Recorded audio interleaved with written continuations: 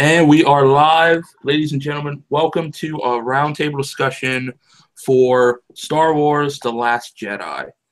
And this movie has been hyped for, I think, a lot of us coming into this.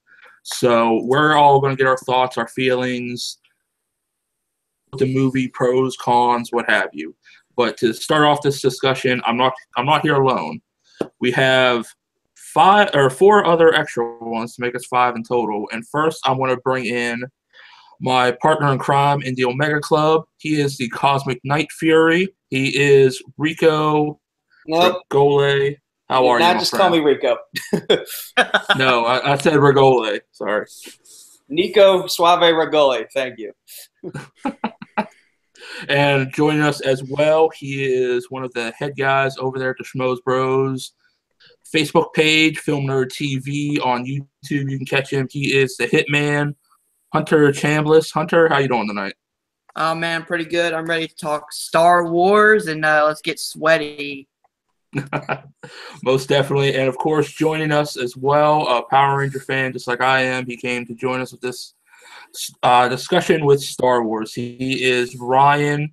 Ryan, how are you, my friend? I'm doing well, man. I'm ready to dive into this thing. It's a big, giant well of Star Wars knowledge and reviews, so let's get right to it. This was one heck of a movie. That it is. And joining us lastly, this is the first time we've seen him around, I think, around these parts. He is Caleb Coho. I do believe I pronounced that right. Yep, you got it. You got it. All right, welcome aboard. How you feeling tonight? I'm feeling good. This is gonna be exciting. I love to talk Star Wars. Oh yeah, it's gonna be a big one. And to start us off, I think we're gonna go into now. Just for a warning for a lot of people out there, this is spoiler heavy. So we will be discussing spoilers, plot points. If you can't understand that, you've been warned.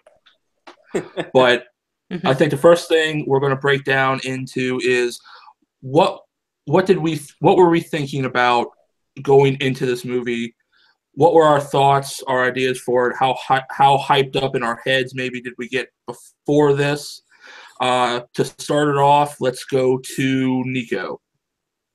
So, in October, I wrote a checklist of things that were going on in terms of Star Wars at that time, and it gave me an idea of where I thought the movie was going to go. That checklist reads: Kylo Ren, he's feeling the pull to the light in The Force Awakens as strongly as his grandfather felt the pull to the dark side.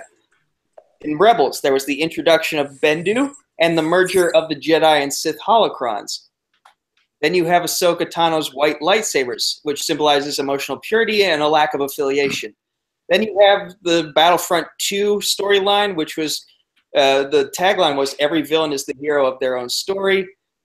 Johnson labeling Kylo Ren as the co-protagonist in the build-up to this movie. And of course, we also had Luke Skywalker on both light side and dark side promotional material.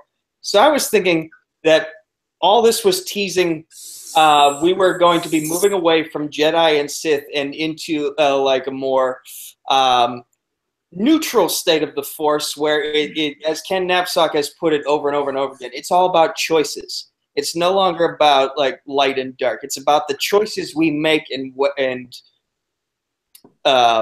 we do with those choices. So that's where I was thinking, is we were going towards a more neutral Star Wars in terms of the Force.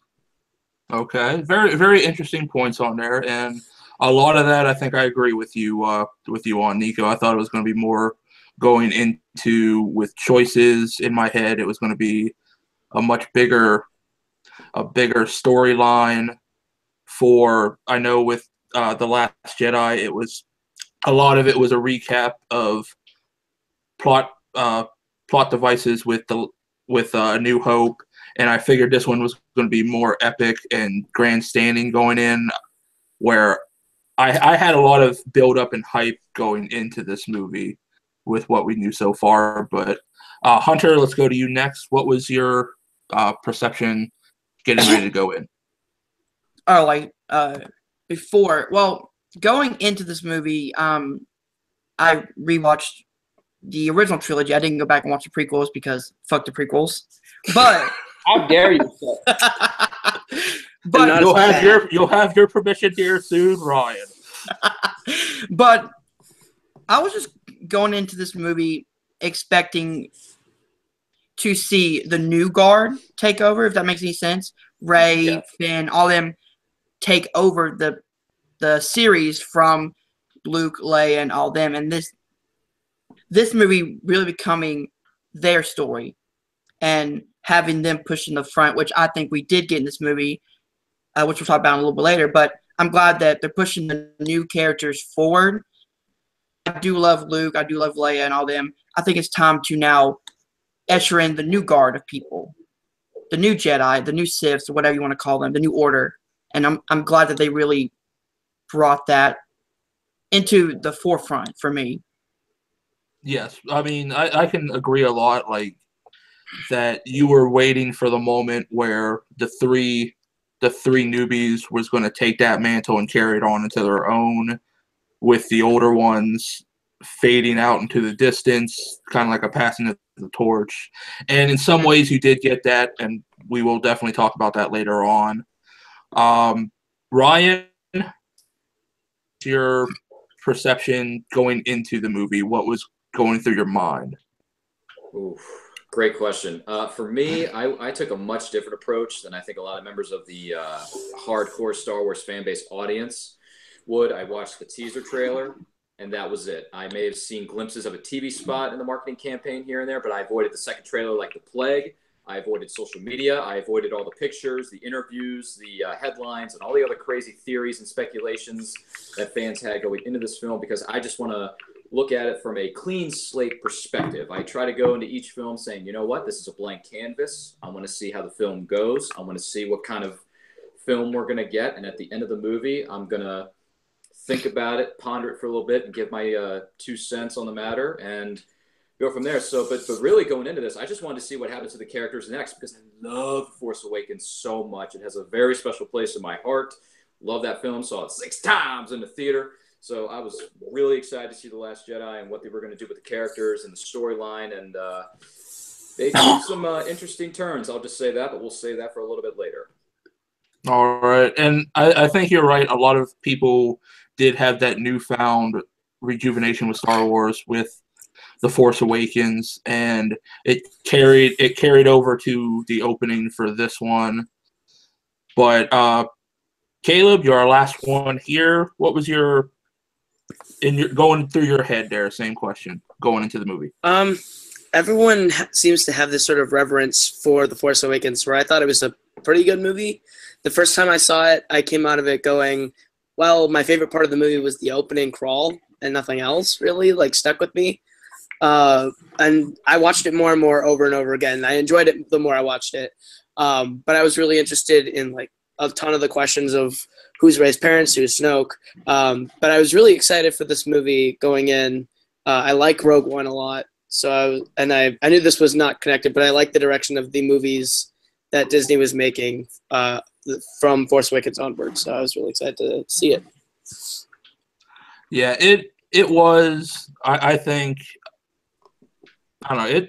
There's different thoughts around with everyone with what their Force Awakens, where some people might not have liked it as others, and we have our last one here, Sean, joining us in. Hello, everybody. At this point, is The Force Awakens was by a lot of people a rejuvenation of Star Wars, where we got some good, decent Star Wars. Yes, it was that rehash of New Hope, but it gave you hope for a new future with Star Wars, and especially after, even though Ryan did argue there with the prequels that maybe they weren't so bad, for a lot of people, the prequels were like testicular cancer. You don't. And George Lucas gave the Star Wars. Jar Jar Binks. Yes. Episode 2 is bad. That is my Yes. philosophy. Is only episode 2 is the bad one. But this is what you had for it. But it was also a rejuvenation of Star Wars into the mainstream culture, and you had that feeling like, okay, now we're going to get into some good uncharted waters with Star Wars. But can you hear us, Sean? Yeah. Oh, yeah. I can absolutely hear you. I'll Yeah. ask you the same question like I did everybody else starting out is, what was your thoughts going into the movie? What were your like how did you feel with going into the movie? Okay. I was fairly trepidatious, to be frank with you, because for Force Awakens, while I found it to be an enjoyable film, I didn't find it to be exactly what I wanted. I found it to be very much a rehash of A New Hope. And so going into this, I was like, please, please don't do that with this movie. And I mean, like, is it all right if I say my thoughts on like, how I felt about the movie already, or are we going to save it? No, we're going to discuss this. This is just like our thoughts going into it. Like, Okay. what was our pre-thoughts of seeing building up to opening day? Okay. From all the things that I had heard about the movie, like from what people had experienced, with it being a movie that really kind of defied the conventions of Star Wars in a lot of different ways, I was really looking forward to that aspect of it. I thought that I wanted something new. Like, I didn't just want the same thing over and over and over again. I didn't want them to stick to formula. And while there were certain formulaic things that happened in the movie, I think that just like overall, that's what I was most excited about, was the idea of getting something that was new and fresh out of Star Wars. So yeah, I think me and Sean are going to be very buddy here going into the later rounds of this. But I think after getting our opening thoughts out there, let's go on with. We'll go down the line, and you could give your quick thoughts overall of what you thought with the Last Jedi, just like maybe like 1 or 2 minutes. Just try to give your quick overall thoughts, and then we'll break it down here as we go. But quick overall thoughts of what you thought of the movie, your first showing, what you got out of it. Nico, we'll start with you again. So, I enjoyed it while in the theater, and then once I got in the car and drove home, that's when I started I started thinking about, okay, what did I just see? So the film kind of gave me like Batman v Superman syndrome, where I'm enjoying it in the moment, but then struggling to process what I just saw after I've left the theater, and like I'm thinking, okay, do I like this interpretation of Superman? Were there too many plot points involved? And in terms of The Last Jedi, I just feel like this is a fun but also weird movie. And the best way I could sum it up in a way that would get other people to see it and make their own opinions was, I said, this is a movie that makes you rethink what you know and thought you knew about Star Wars. Have one way of thinking how a Star Wars movie should be, and this film takes that and flips it upside down. Yeah, I kind of agreed after. I think you probably liked it a lot more than my thoughts, but I'll get to that after we get everyone else out of the way. Hunter, how about you? See, I've only seen it one time. I'm gonna go back next week and see it again, but first time, I walked out of theaters and I was like, this was a very, very good movie. Like, I actually really liked it, but of course, no movie's perfect. Every movie has little nitpicks you can bring up, or, problems that we'll get into later. But the good that this movie gave me outweighs the bad. I had so much fun. The characters I fell in love with, just a lot of things that I absolutely loved in this movie. So, yeah, that's my thoughts. I really, really enjoyed this movie. Yeah. All right, Ryan, how about you? Can I state what I thought after seeing it twice, or just the first viewing? No, it's just overall. Okay, just checking. But anyway, yeah, just like a real quick overall. Okay, all right, just checking. But anyway, I've seen this film twice now. The first time I saw it, I was in the moment. I was having a ton of emotions going through me. I was flowing with the movie, and I was like, oh, what's this? What? Are you serious? Did that character just do that? What is going on? I was like, great Scott! But then pop culture reference. The second time I saw this movie, I was like, you know what? I get it. I get what they were doing. I get the risks they were taking. Did they pay off? I would say for the most part, yes, but there are some things that could have been done differently. There are things that could have been improved on, which we'll touch on later on. But after the second viewing, I was like, you know what? I like this film more. I get it more. I dig it. I'm very interested to see where they go with episode 9 and how they're going to, wrap up this new trilogy with these new characters, these new adventures, these new settings, the new planets, where they're taking the story overall. So I got to say, I liked it more the second time around. I did. All right, fair point, fair point. And Caleb, how about you? Okay, so I've seen this movie twice as well. The first time I saw this movie, I was on the edge of my seat the whole time with twists and turns and all sorts of different shocks. And I just saw it again last night, and it's really bold, really brilliant filmmaking, down to little references, down to the little things that they do throughout the movie that parallel lots of other things that have happened in the past. My favorite movie of all time is the first Star Wars, so I absolutely love this franchise, and this movie was really good. I really liked it. All right, and Sean, how about yourself? Well, I've only seen it once. I'm going to see it again tomorrow, but this is my favorite Star Wars movie I've seen since Empire Strikes Back. Like, that's the way I genuinely felt walking out of the theater. It's the first time since Return of the Jedi that when I watched it when I was a kid that I felt genuine suspense watching a Star Wars movie. And it's like, I missed that so much. And so for me, my initial thoughts was I absolutely loved it. So, All right. I rewatched Force Awakens as well last night. And I'm going to be frank with you. I think Last Jedi makes Force Awakens a stronger film on rewatch. Well, so far, a clear consensus of positivity so far. And now here comes Tim. Yes. Yep. Here comes me And then there's my this guy. This is why I'm glad I have the rest of you on here, because it's going to make there's going to be a lot more positives, because I was absolutely disappointed with this film. And I've seen it a couple times now, and each time I am still disappointed. Yes, I saw what they were trying to do. I saw what they did, but overall with this movie, I was very, very disappointed with The Last Jedi.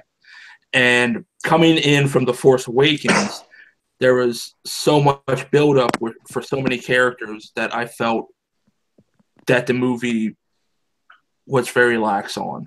And we'll get into this next, but my overall just wasn't that good with it. But that's where we're getting into our next one with pros and cons, where some positive things, some negative things. Let's start with before we go into a rain cloud, mainly me. Let's start with positivity here. Of give off some things of pros that you had with the movie. Give off a few minutes there. We'll try to keep it precise here per person. Nico, we'll start off with you again. Okay, so first, in terms of pros, the story between Rey, Kylo, Luke, and Snoke. Well, Snoke kind of being somewhat involved in it, but meh. So I mentioned in what I was expecting out of the film, I was expecting like a move towards neutrality in the Force. And technically, I was right. Again, this is going back to the Alec Guinness line of the view. Now, if you think about, I mentioned Kylo Ren in The Force Awakens. He's feeling that constant pull to the light. And at the beginning of The Last Jedi, Rey is feeling that constant pull toward the dark. But as we move farther on in the film, they start to become more and more like each other. And then Kylo kills Snoke, and Rey is trying to plead with him, no, don't do this, don't do this. And then we see the shift. Kylo goes full bad, Rey goes full good. So essentially there is that neutrality in the Force, that duality, because there's always a massive light to counter the massive dark. And that story was well told. And I'll let you guys talk more about, I go back into my notes and see what else I can talk about here. All right. While Nico's looking into his notes, Hunter, let's go in with a few pros you had. I'm gonna counter off of what Nico said. I love the portrayal of Kylo in this movie because it's the constant pull of, oh, you know, I was taught by a dark master, but there is still some good in him, and you can tell when he does kill Snoke. When it's like, oh, Snoke has Rey. He's like, what should I do? That inner battle of her, or should I, kill him just to take over power? It's that constant struggle back and forth of like, what should I be, the light or the dark? I really enjoyed that duality, as he said, of what's really going on in Kylo's mind that makes him the person that he is. All right. And you kind of see that when he was going during that huge battle scene where it cuts between Leia and Kylo does not give the order to shoot that ship. Yeah. All right. And Ryan, let's go to you. Well, I'll preface this by saying, like I said, I've seen this film twice now, but I think after the third or fourth viewing, my opinions may change on this film overall as we go forward. But anyway, as far as the pros of the film go, I really liked Rey because Rey is Rey, and she's awesome. Mm-hmm. So I thought Rey's journey was pretty interesting, but I actually really liked what they did with Mark Hamill's character because I wanted Luke to be something in the beginning, and then I was like, you know what? I get it. He's been through a lot. It's really hit him hard in his heart with everything that's gone on, and he's just trying to push all that away and be like, do you have any idea why I came to this island? It's so far away. I want to die. I was like, whoa, buddy, hold your horses. You may be in your 60s, but let's pedal the brakes here. Slow down.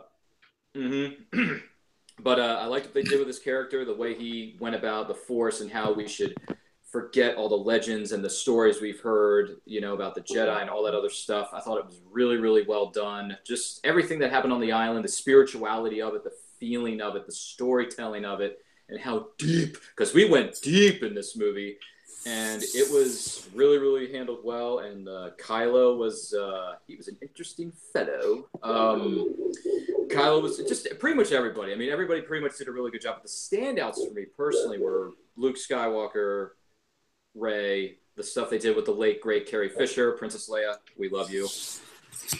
The stuff they did with her, and Poe Dameron really grew as a character. If any character grew out of the three newbies in this particular film, as much as I love Girl Rey, I got to go with Poe Dameron on this one. He grew the most out of anybody in this movie, and it was amazing to see that evolution as we went from point A to point B. So I thought the characters, for the most part, were pretty darn good. However, we'll get to the negatives later, but I thought Snoke, he was here for 1 second and then gone the next. That could have been handled a lot better. Yeah. But other than that, good visual effects, good battle sequences too, good action scenes, especially in the what is it called, the throne room with the Praetorian guards and Rey and Kylo beating them off one by one. I was like, whoa, what is happening? So it was interesting stuff. It really was. Those were some of the pros for me. It goes back to the visual effect and John Williams. Love the score. There were plenty of nods to the original while putting in his spin on some new stuff, and I loved it. So kudos to John Williams and his crew on the score. Yeah. Okay. Score. Follow up on something Ryan said. Well, I was gonna. I'll go ahead real quick, Nico. So you mentioned Poe Dameron, and I just want to say that in regards to dialogue, this generation of Star Wars is perfectly designed for a character like Poe Dameron. Now, if you think about when George Lucas was writing the original trilogy and the prequel trilogy, his biggest weakness was dialogue, so much so that Harrison Ford had to keep telling him, that's not something an actual person would say, and then had to ad-lib certain lines to make it work better. So while Disney, on the other hand, through the Marvel Cinematic Universe and their experience with that, they understand how to write smart-ass comedic dialogue that works perfectly for the Poe Dameron character. It doesn't feel forced, and it's just naturally funny coming from the mouth of Oscar Isaac in that character. Oh, and plus the flashbacks as a new thing in Star Wars was good too. I respect the filmmaker Ryan Johnson for putting in flashbacks to find out what happened with Luke and the Jedi Order. Okay. Caleb, how about you? What were some pros you had there? Okay, so I absolutely love a lot of the things in this movie. Ryan Johnson is a genius. One of the things that a lot of people that I saw the movie with didn't catch that I really appreciated was that they're on that ship for most of the movie. Like, we've never seen them stuck on a ship for like an entire movie just in that one isolated area. And it's really cool to see that, especially how Poe interacts with Laura Dern's character and all of that. The resistance on that one ship was really interesting to see. Mark Hamill as Luke Skywalker was amazing. I absolutely love his performance in this one. Top notch. I keep a running list of my favorite performances of the year in each like category. So Adam Driver as Kylo Ren is in my top 3 best supporting actor performances of the year for Kylo Ren. Incredible. I really enjoyed the Snoke twist. I love that Ryan Johnson, especially it starts when Luke gets the lightsaber and throws it over his shoulder, is just like everything you think that we're going to do from here on out, we're doing differently. It's not at all what you think we're going to do, to the point where they're in that throne room and Kylo Ren's just sick of being bullied and he just kills him, just kills Snoke. And as soon as that happened, I was like, I get it. We're not supposed to care about this character because in the long run, he's irrelevant. It doesn't matter who he is or what he does. It's just he's there to get killed. He is not that important. And I loved that. I loved all those decisions. All right. Sean, how about yourself? What were some good pros you had for it? Okay, well, the initial space battle is probably some of the most fun I've had in the movies in the last number of years. I thought that was an absolutely fantastic space battle. I thought getting to see an X-Wing move like that is something I've always really, really wanted to see. And I'm not going to lie, I loved watching how much fun you could see Oscar Isaac having in the moments where he was doing that. Like I said before, I think the suspense was really what drew me into this movie more than anything else. It's the first time, like I think I mentioned this before, but it's the first time it felt like there were genuine stakes to what was actually happening in the film. You know, like in quite a while for Star Wars, because I never felt that in the prequels, and I can't really say I felt a sense of suspense in Rogue One or Force Awakens. As much as they're good films, like Rogue One, everyone knew that the entire crew is going to die. It's a Star Wars film involving the Dirty Dozen, pretty much. So with that, you kill any sense of suspense with that very premise. You know what I mean? And so for me, and on top of that, you know from the opening crawl of Star Wars Episode 4 that they're probably not going to make it anyways. But back to the pros. Like I said, space battles were awesome. The fight scene in Snoke's throne room was awesome. I loved that one. It was phenomenal. But yeah, I would. Oh, and on top of that, Mark Hamill's performance is another thing that I would cite as a very, very awesome thing in this movie. But yeah, I'm gonna keep it short. Okay. And I think for myself, like, yeah, I had a lot more cons and pros in this, but one scene that I really loved was Yoda and Luke have that moment of kind of, yeah, it's time for the old ways to die. And with a more modern, everything so CGI, and I was so happy. Like, there was a tear going down my eye where my friend looked at me like, what the fuck are you crying for?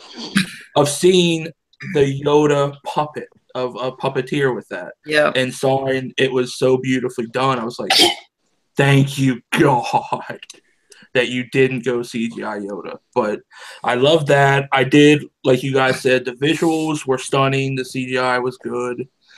Mine was just more with and everything else. But I mean, overall, you know, there wasn't too many things that got wrong with Star Wars in general. So I don't really have any complaints with that. But we'll go on to cons now. Actually, I have another pro if I can say mine.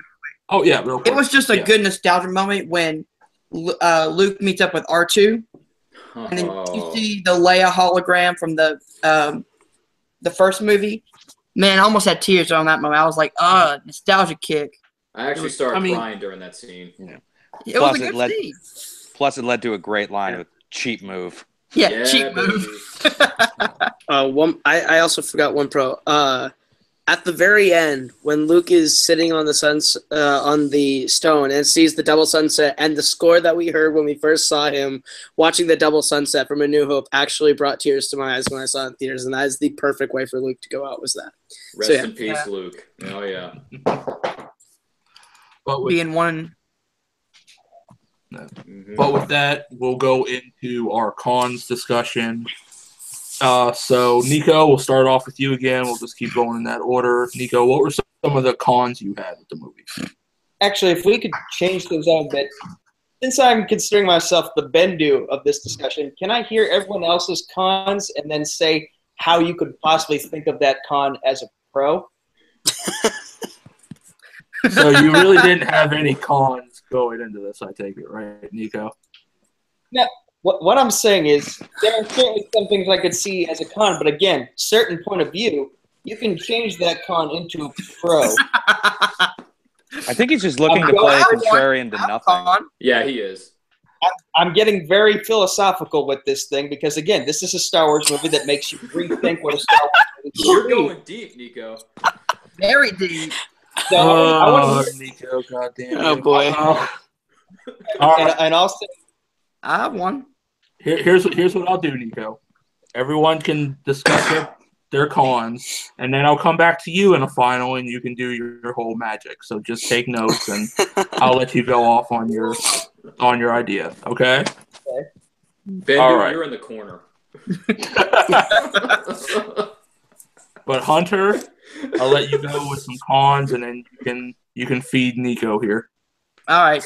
Hashtag feed Nico. Hashtag feed Nico. There we go.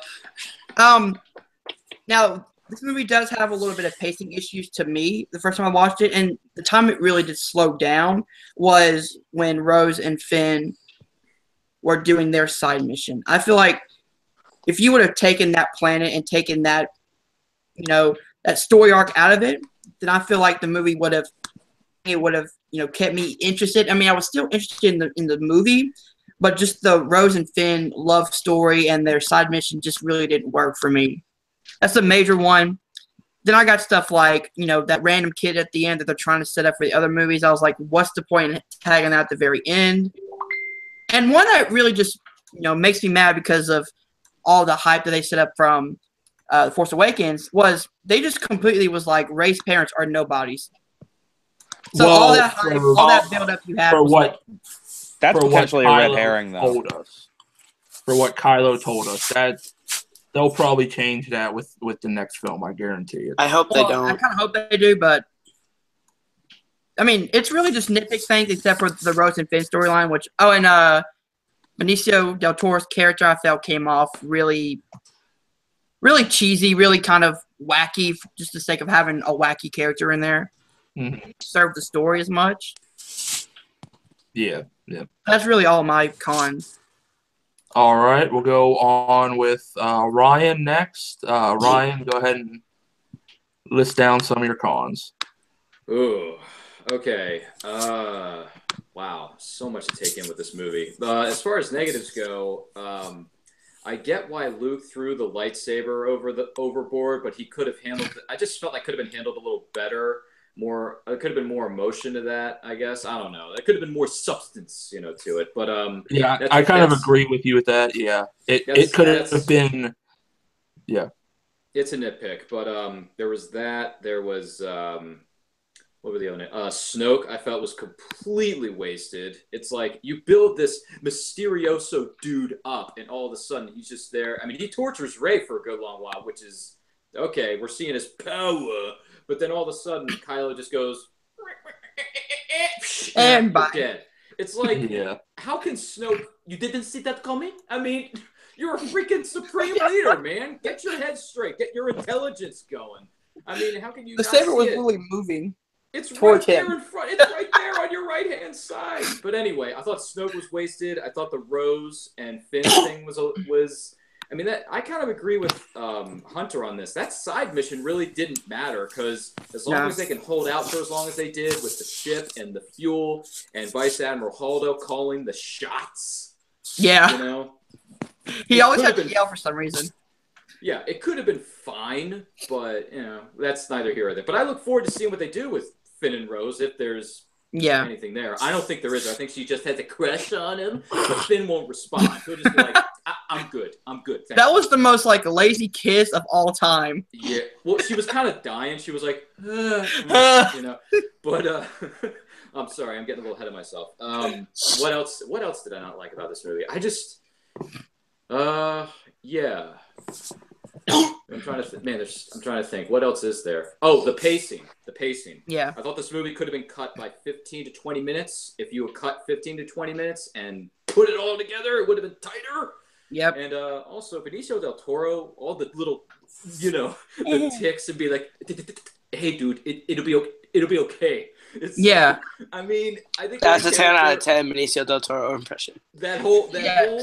His whole character could have been done so much better. I felt like that was kind of a waste, and the way he went about carrying his character and not being really a codebreaker, but just some random dude who knows how to do things by taking stuff out of his pocket and going like this. Random key. Yeah, I got all the keys. We'll get past them. Where the hell did you get all those keys at? It's like, what's up with that? But like I do have Hunter. Here's how he got them.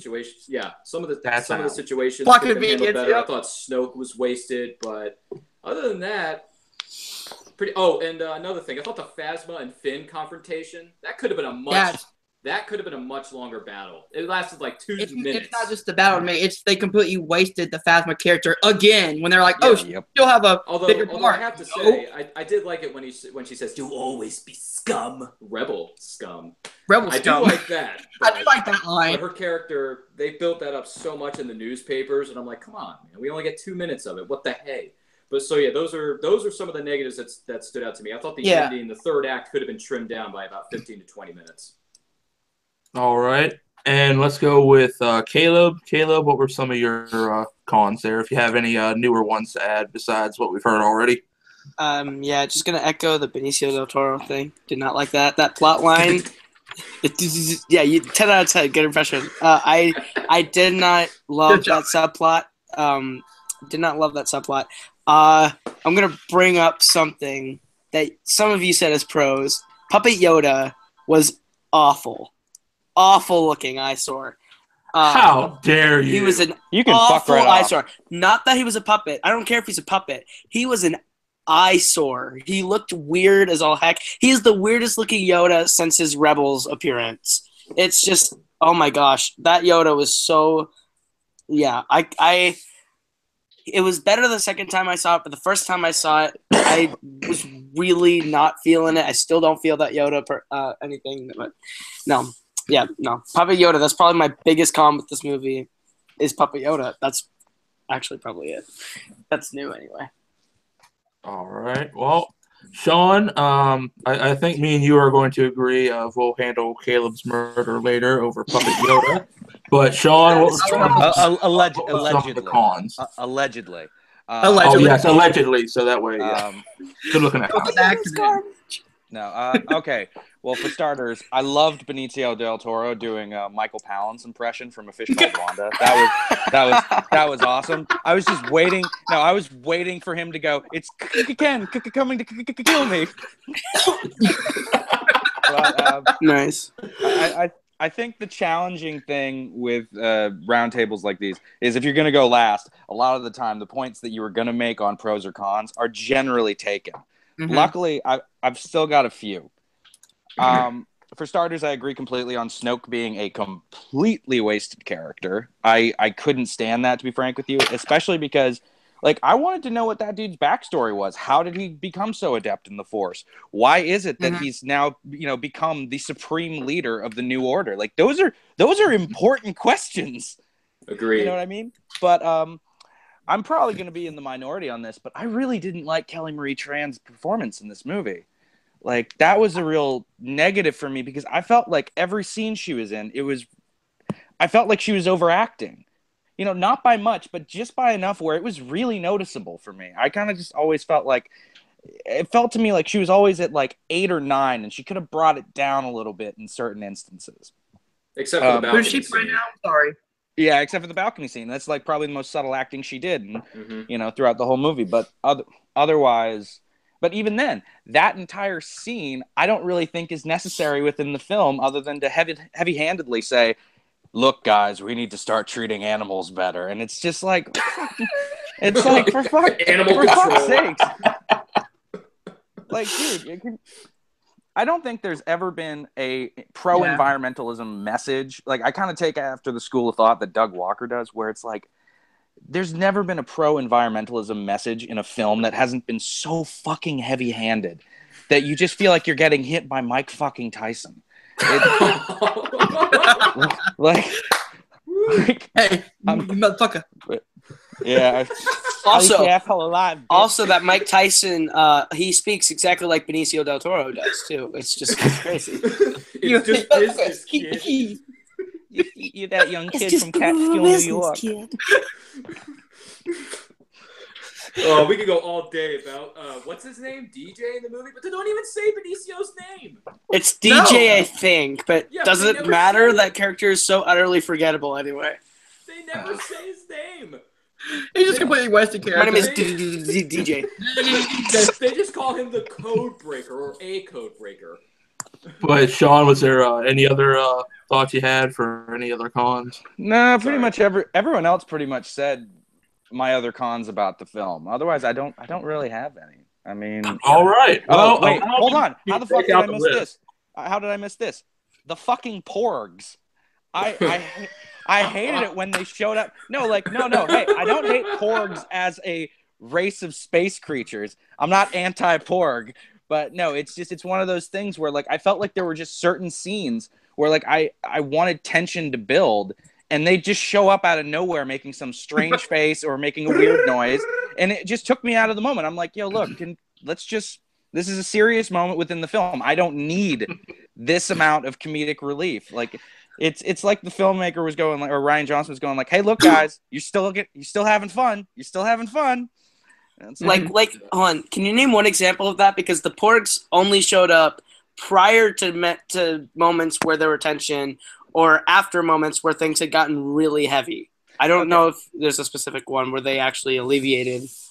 It's the scene where Rey is firing on the TIE fighters and Chewie's flying the Millennium Falcon.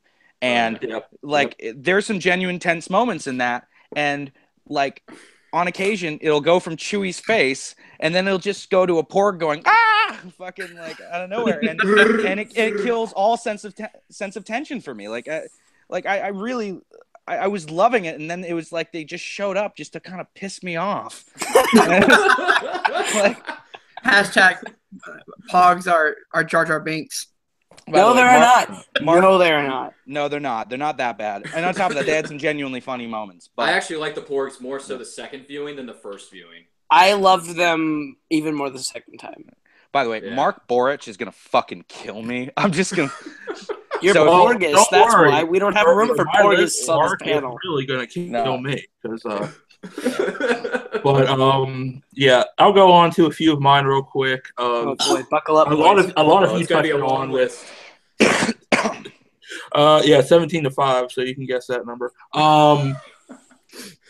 Me, a lot of the heavy one was I thought it was too much comedy within the whole movie, because if you're breaking this down, and yes, even if you're using the same framework like New Hope, Empire, and Return, even if you're using that new framework for Empire, it was the biggest, the baddest when shit gets its darkest.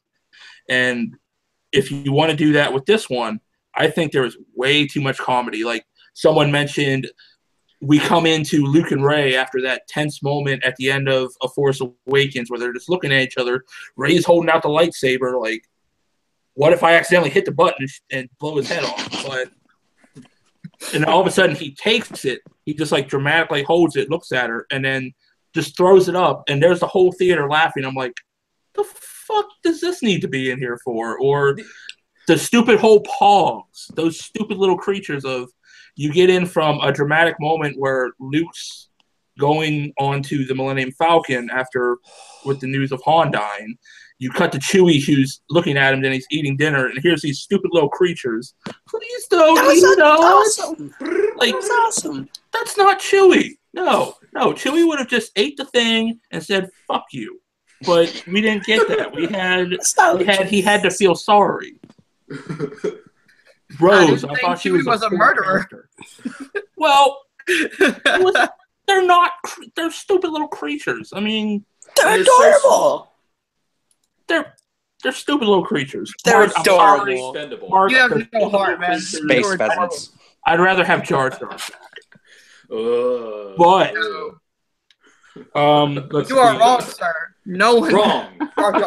Let's see. Too much levity. Everyone already covered the plot. points Everybody, with check Snoke. out Caleb's pork face. Caleb, hashtag Caleb Porkface of the Year. But, I gotta go with Stacey Howard for that one. Oh, Or yeah. Mike Kalinowski. But especially for me, it was the Snoke moment of, you build this guy up so much, and Sean, you touched on this a lot for me, of where does he come from? What's his mysterious past? Who cares? But yet a I lightsaber care. that just all of a sudden just shoots him in half because, but you can't see that? Really? Right by your armoire chair, whatever the heck that is. Yes. But I think that everything pretty much was covered. I'm pretty much going over. Oh no, the biggest one that pissed me off the most, when Leia gets shot in space. When Kylo, he has that moment of he's being pulled between the dark and the light, and he can't fire on his mother. The other two shoot it. She blows out into space, and you're like, oh my God, it's the end of Leia goes down in glorious battle. Okay, that's fine. Like, I could have lived with that.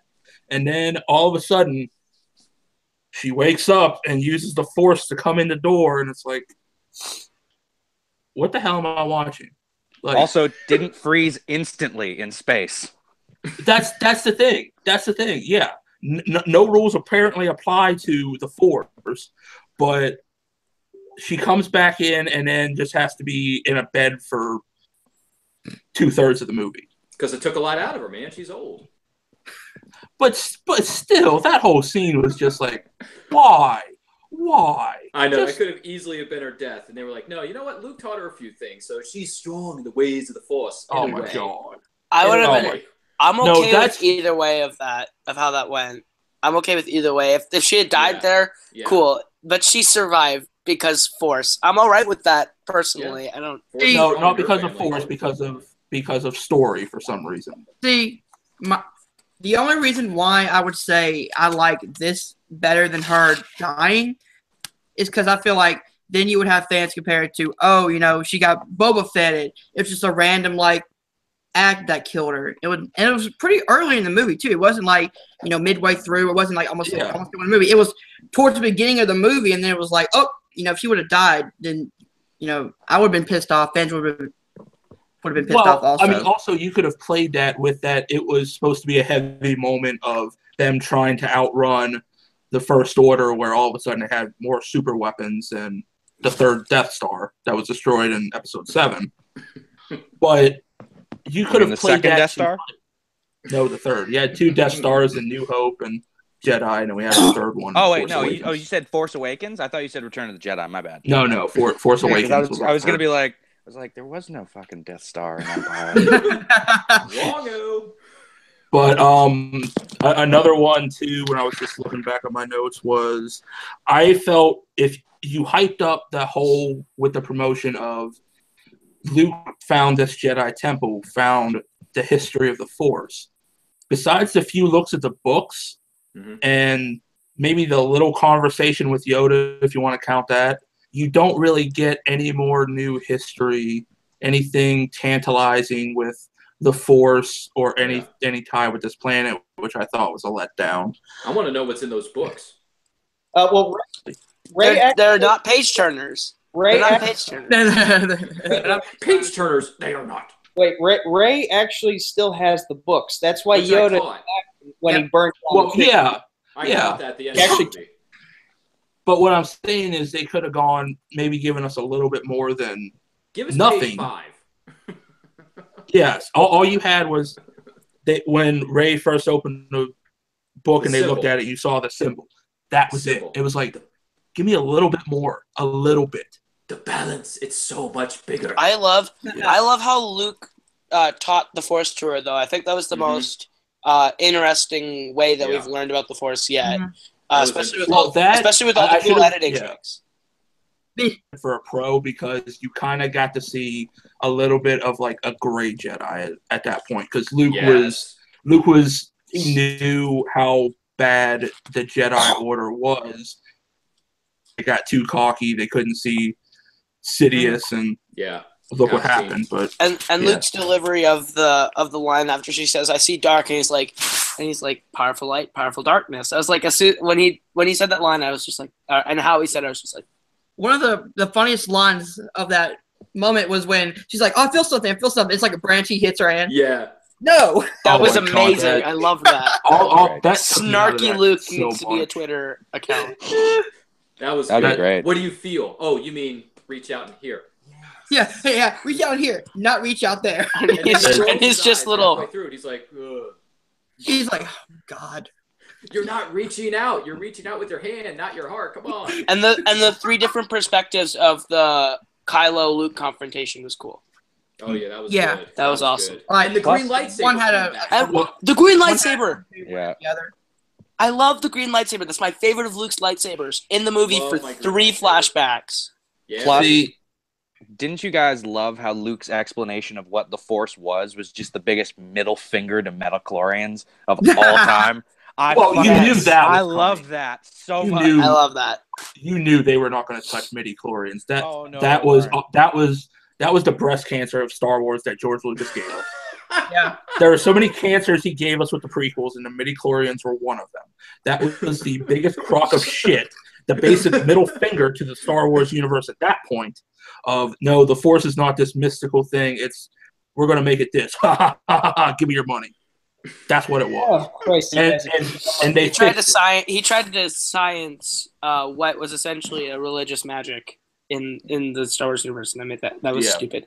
I think Yeah. I think Bendu over here is stewing in the corner. He's just I want to hear dying. Bendu.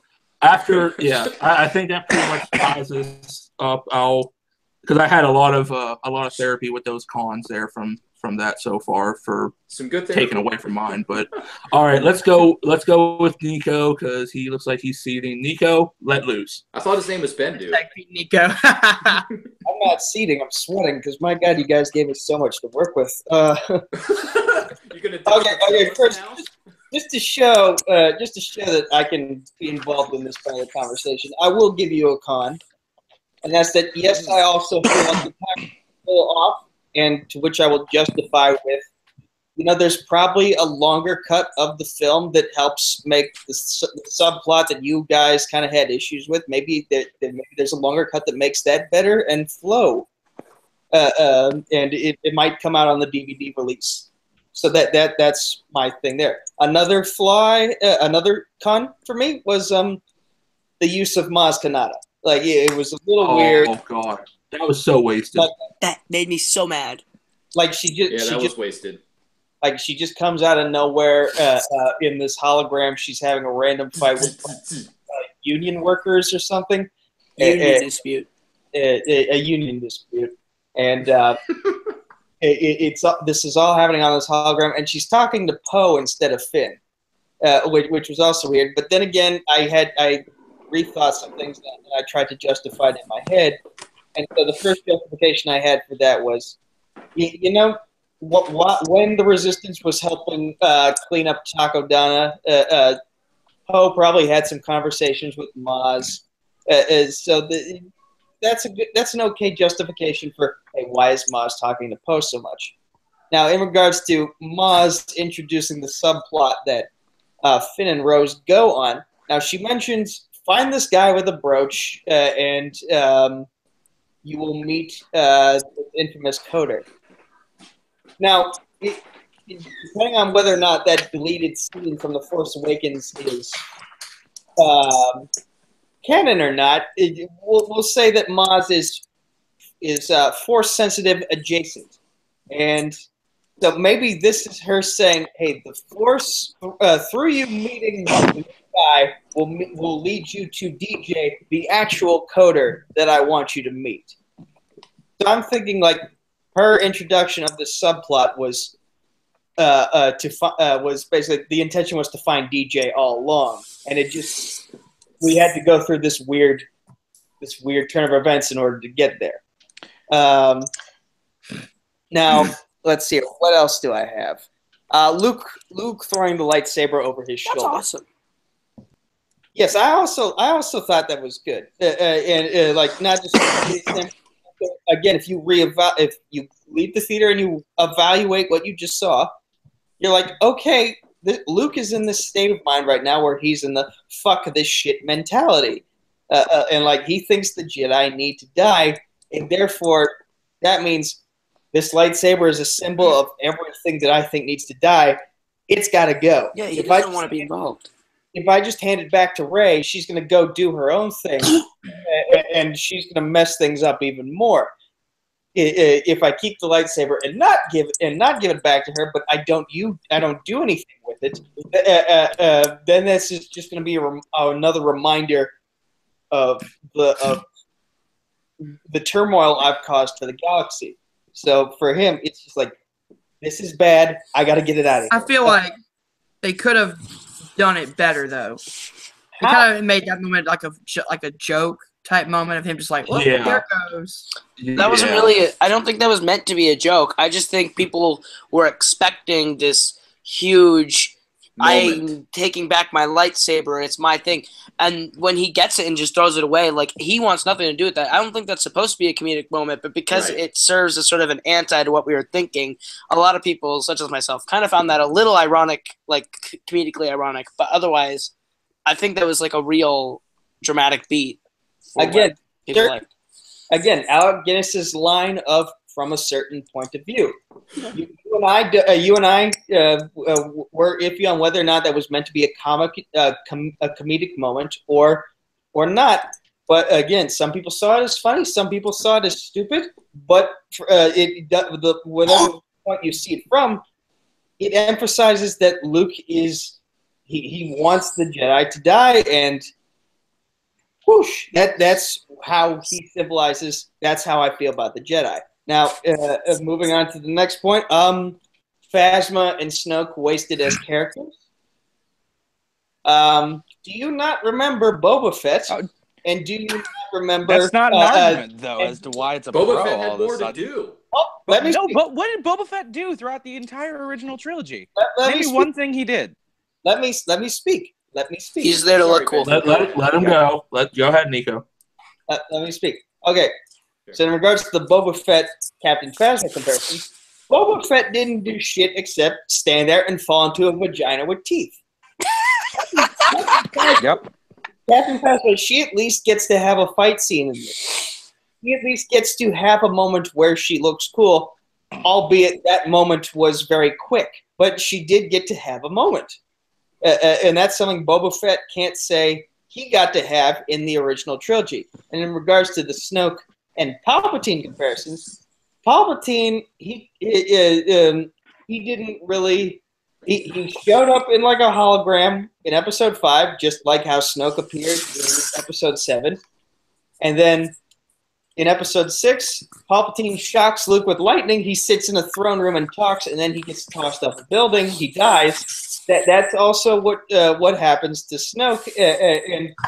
Granted, when the original trilogy was all we had, we didn't know much about Palpatine other than what we got from that hologram and from we saw from him in that throne room. The same goes for Snoke.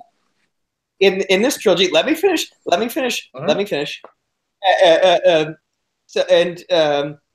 Again, this goes back to Star Wars being George Lucas was always a fan of poetry, of history repeating itself, and much like the rebellion becomes the resistance going back into the rebellion, and becomes the First Order.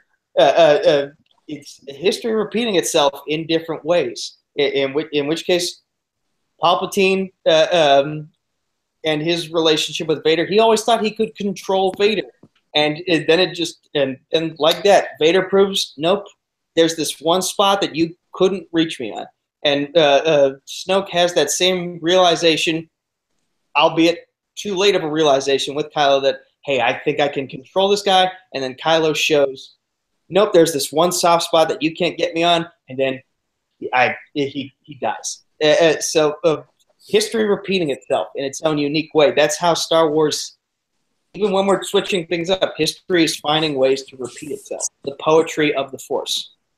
Now, anything else you guys want to... oh, Leia. I'll admit, upon seeing it, it was a little weird for me. Not that she was using the Force or that she was surviving in space, but rather that she was like flying in the sky like Mary Poppins. I'm Mary Poppins, y'all. Mary Poppins, y'all. And Tim mentioned that because the Force, she is surviving in the vacuum of space. Not because she has the Force, but because she has the Skywalker level of the Force. She is naturally this powerful in the Force by having that bloodline. And it's whether or not, regardless of how much of the Force she has discovered to use, she's still powerful within it. And this is her and the Force both simultaneously saying, my time is not ready yet. Now, granted, on a flight home from on an airplane ride home on the day after Christmas, Fate had other plans in real life. But still, though, in terms of like in canon, in the Star Wars universe, that was basically a fourth wall breaking way of saying, hey, my story's not done yet. So, yeah. Again, from a certain point of view, there are many ways you can look at all of this and find good within what you consider to be bad.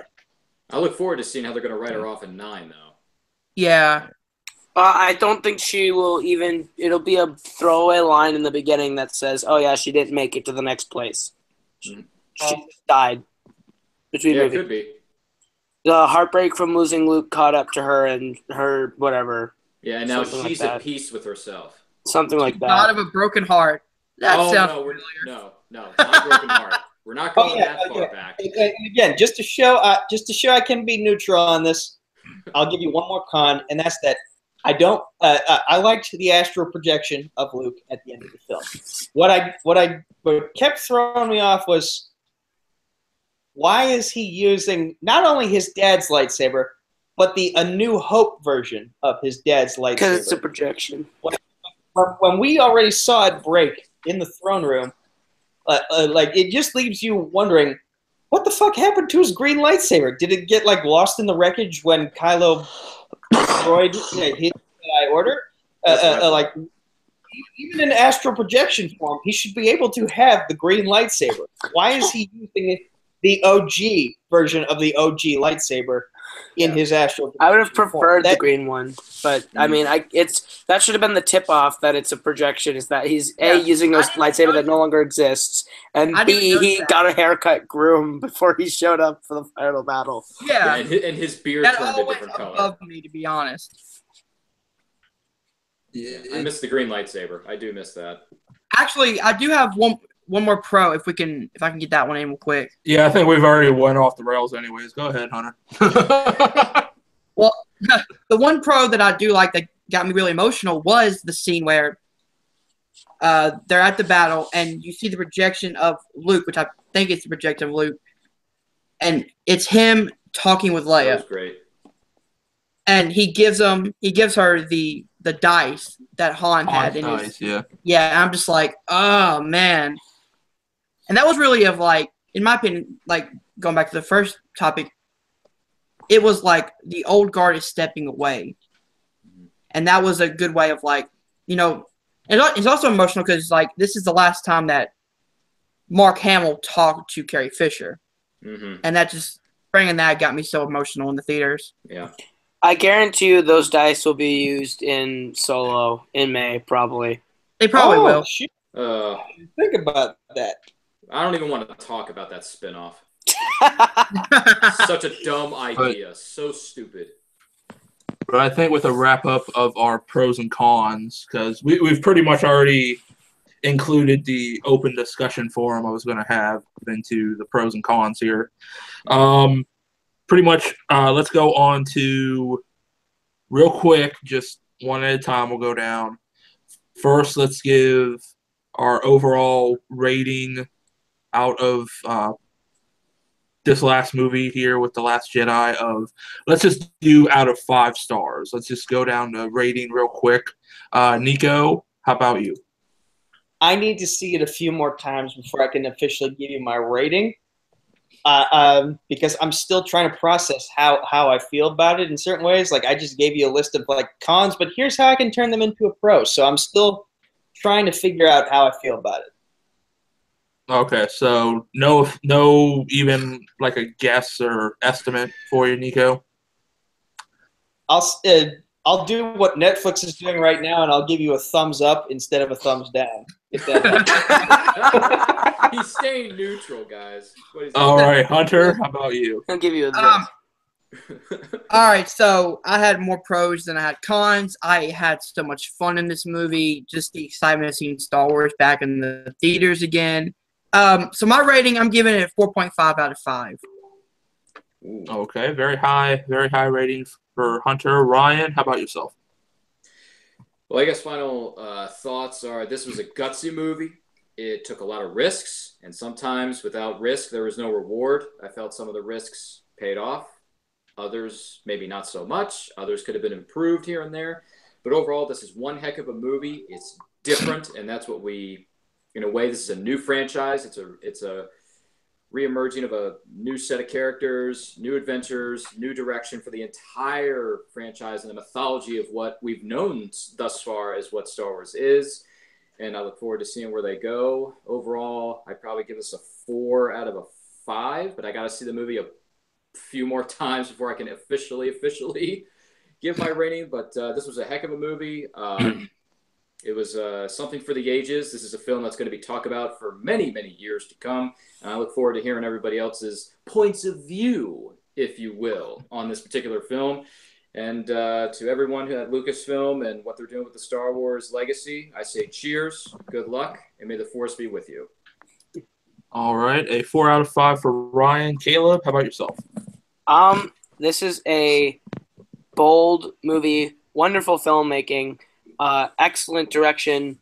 The twists with Snoke and that her parents are no one are interesting, bold, and I applaud those choices so much. Overall, I'm going to go and give this a 4.9 because that subplot, it would be a perfect movie if that subplot was just a little bit different.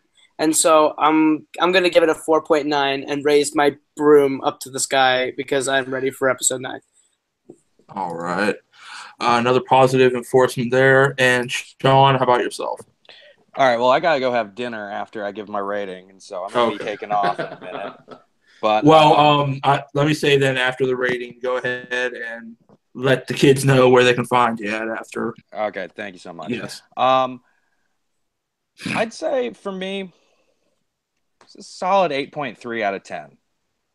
I think that's like right around where I'd put it because it's definitely a very well-made film with a couple of problems, but I think that everything that's good about the film far outweighs what's bad about it.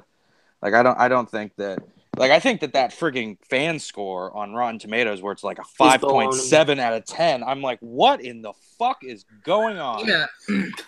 Like I have never been so shocked from seeing a film and then looking at the fan response to it on Rotten Tomatoes. It's just it's astonishing. It's just Tim logging on, just giving a negative response the whole time. The most I've logged on to a site at one time of all time, yeah. But yeah, I mean, so as far as that goes, yeah, 8.3 out of 10, and I would highly recommend it to absolutely anybody that's a big Star Wars fan. As far as where people can find me, you can find me at Sean Sandberg on Twitter. You can come and join the Deep Cut Movie League if you feel so inclined. And yeah, I'm gonna go eat some Chinese food. Peace, fuckers. And Sean, that was Sean Sandberg. Thank you for joining us. I'm applauding that. I'm applauding that exit. That was a good one. that was almost as good as Luke looking at two sunsets and turning into a ghost. That was. Thanks for joining us, Sean. But yeah, that was. I think roughly 2, because I also said out of 5 stars if people would listen. Roughly, I'm thinking he would go with a 4, 4.5 around there. Yeah. If you want to do some math, yeah. Yeah. I don't know math. I think for me, out of 5, I'd have to go because I still, after seeing it, I still had so many cons outweigh for how much you could have done with this movie after coming off The Force Awakens with what you have already built up there. And I thought a lot of it was poorly handled. So I'd give it a 3 out of 5. I still enjoyed moments of it more than not enjoying some moments. So I will give it a 3 out of 5. But I just felt it was such a big letdown with certain characters, certain stories.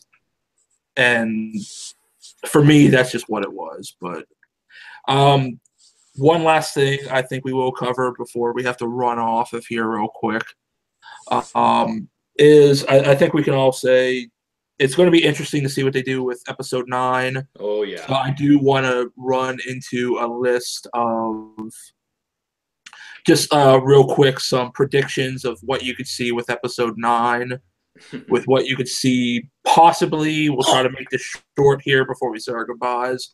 But Nico, let's go ahead and start with you. Was there any predictions you think that they might do with 9? Well, this is a definite. Rey is going to construct her own lightsaber. Ooh. I want a new color.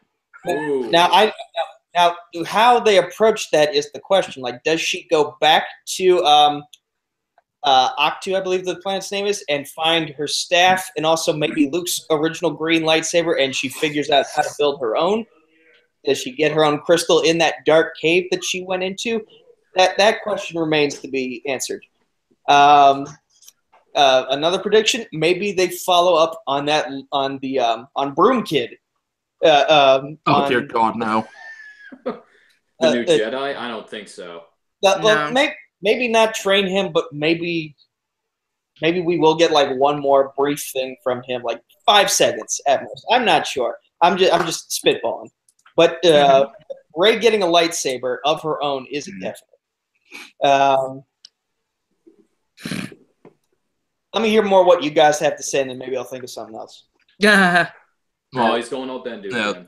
All right, with that quick prediction. Blanking. Huh? I'm just blanking on other thoughts at the moment. So let me right. hear what you guys have to say, and maybe I'll think of something. Oh, okay.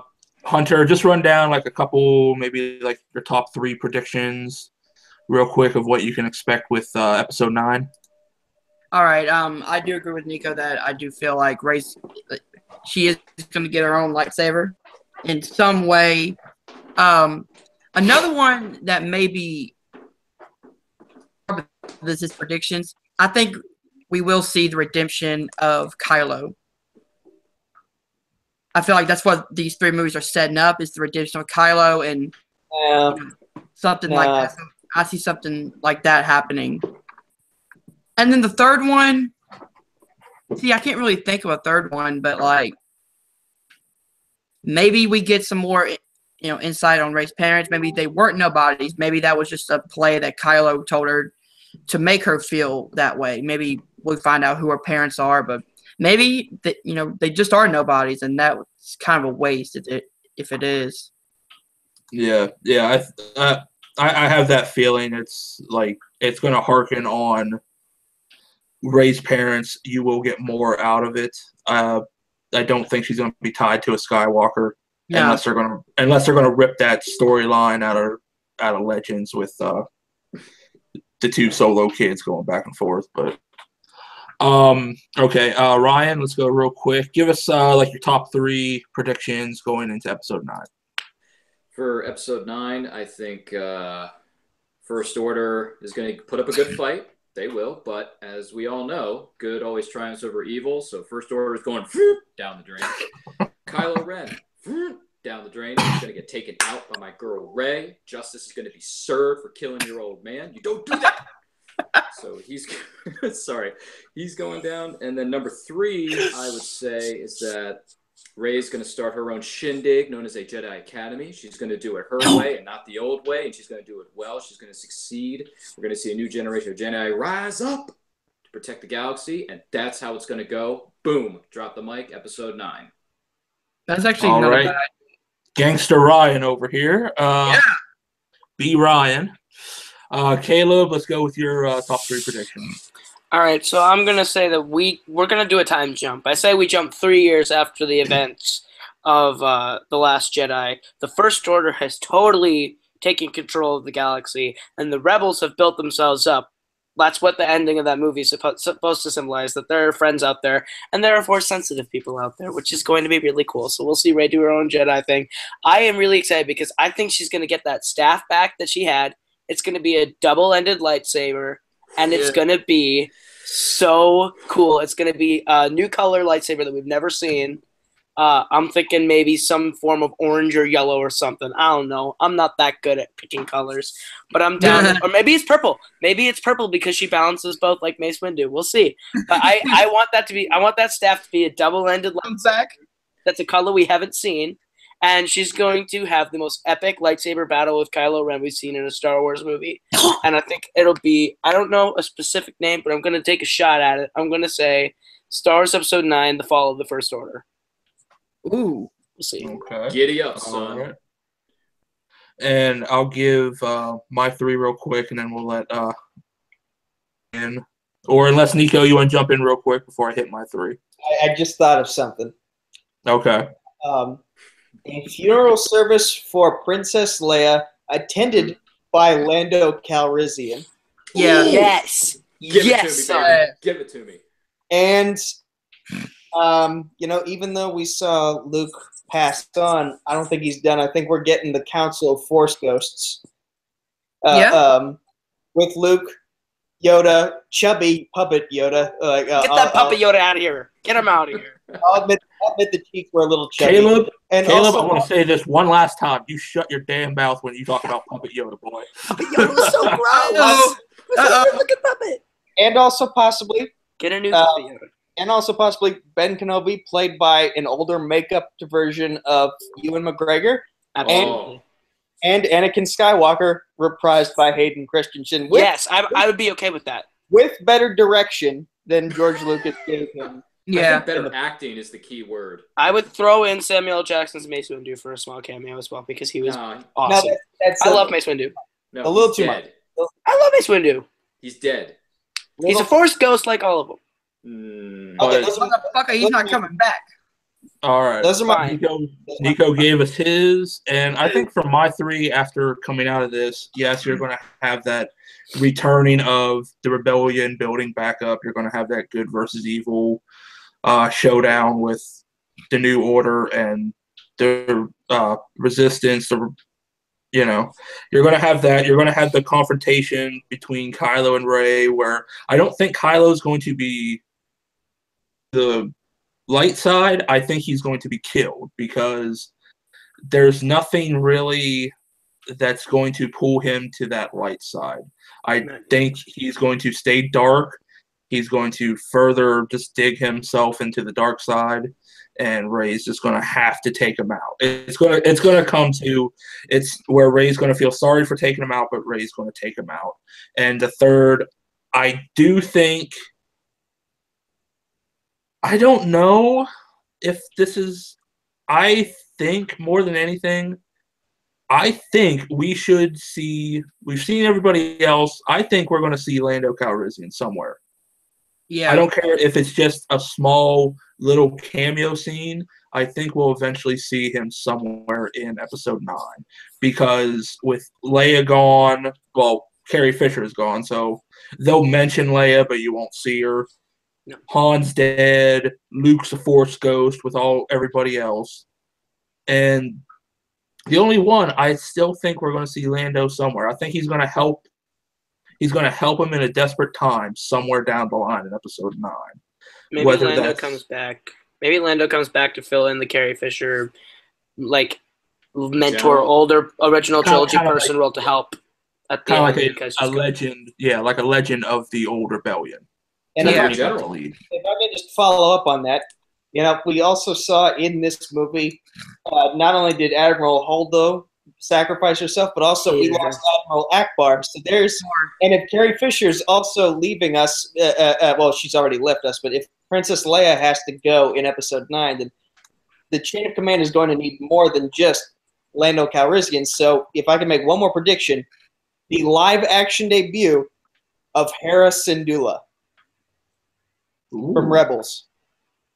Mm, I don't know. I don't watch Rebels, so I'm not sure who that don't is. you think it's been too long though? I thought she Not died. not necessarily, because like she appears in one of those Forces of Destiny shorts on Disney's YouTube channel, set in the Return of the Jedi era. I think like right after the Battle of Endor. I'm not entirely sure. And the Resistance movement is just set like what 30 years after that. 40, I think. I think it's 40. Well, It's 30, I think. whichever. I don't And know. I could be wrong. if you look at Battlefront 2, just released a second story arc featuring what I'm blanking on her name at the moment. It'll come to me. But she was she had stuff to do in the original trilogy as well, and now we're setting her new story in the arc of this new trilogy. In the game, I mean. So who's to say Hera Syndulla hasn't also survived and she is still somehow leading armies within the Resistance, now becoming the new rebellion? Well, if she comes back, what about I just want to say, I hated Admiral Holdo, and I'm so glad she's gone. I could not have dealt with Episode 9 with her being in there. I was just Vice You want me Vice to Admiral. on that too? Do you want me to counsel you on that too? No, Go ahead. I think we're running on time here, but I respected her more the second time around. I hated Well, her more the second time. But if you think about it, Poe was never going to listen to her, regardless of whether she True. told Yeah. the plan or not. Yeah. That's just how Poe is, and Holdo was smart to instantly recognize that and just be like, you know what, you're not going to care what I have to say, so what's the point in me telling you it anyway? True. I do want Poe to take over the rebellion, though. I think that's Now what that Leia he's was gotten doing. that new knowledge. He likely Leia was will. grooming him. He likely will. Yeah. yeah. But I think with that, with our predictions and everything, I think we're going to sign off there. With everything, I am glad to be joined by you guys talking Star Wars, this last movie, and everything. So going down the line, let's go with Omega Club member Nico. Where can they find you online? You wanted me to say where you can find me? You can find me on Yes. Facebook, Twitter, and YouTube at Nico Suave Rebelli. Fuck you, YouTube. I'm still banned from live streaming from that channel, but what can you do? I have my MTS debut on Film Nerd TV tomorrow against a mystery opponent. Only I and Sabrath know the identity of that person. I've still got Jen Kemp somewhere down the line in Full Metal Callout. And December 29th, Wreck the Halls, live from Film Nerd TV. We are crowning our first ever MMA TS Openweight Champion of the World. It will be Hunter versus Mark, me versus Sabrath, 4-man tournament. One person will walk away that night as the champion. Be there. All right. Thank you, Nico, as always, for joining us. Hunter, where can the good kids find you at? Just Facebook at Hunter Chambliss. Check out Film Nerd TV for the MTS, WTS, MMA, as Nico brought up, a whole bunch of other trivias that we have coming up, and just like and subscribe. All right. Thank you, Hunter. Ryan, where can the good kids find you? Well, thank you very much for having me on this discussion about Star Wars The Last Jedi. You can find me on Facebook at Ryan Permison. That's RyanPermison, and on Twitter and Instagram at RyanRPM and the number 5. You can also catch me on the Schmoes Bros movie trivia and the Full Metal Trivia Facebook pages, calling people out, trying to get some matches, and competing in the ring of movie trivia. You can find me there. Have a great holiday season and Happy New Year, and may the Force be with you. As always, Okay. thank you, Ryan, because sooner or later we will have our Power Rangers discussion with you, me, and RJ, which ought to be very intense. But and Caleb, you're the last one to join us here. Where can the good kids find you? And thank you for joining. Thank you. You can find me on Twitter at Caleb Coho, YouTube Caleb Coho, and Coho Productions on YouTube. Do all sorts of movie stuff. I am playing in the Full Metal Trivia tomorrow. The King is going to dominate. Prove he's more than just a mouth. And on Wednesday, I'll be playing in the Schmoes Bro movie trivia show, and I'm going to win both of those for the Ring Wraiths. So, all right, Very cocky. I like it. Yeah, strong words, but you'll have to deal with the Omega Club there, you little ringworm. oh, Nico. Yep. And as always, you can find me with the Schmoes Bros trivia shows over on Facebook. You can find me on Film Nerd TV, helping out there, and as well as my own YouTube as TM Smith Reactions. I am TM Smith, guys, and myself as a Sith joined during this episode. Thank you all for participating. I am glad that we got to do this, and we'll see you all next time for another roundtable discussion.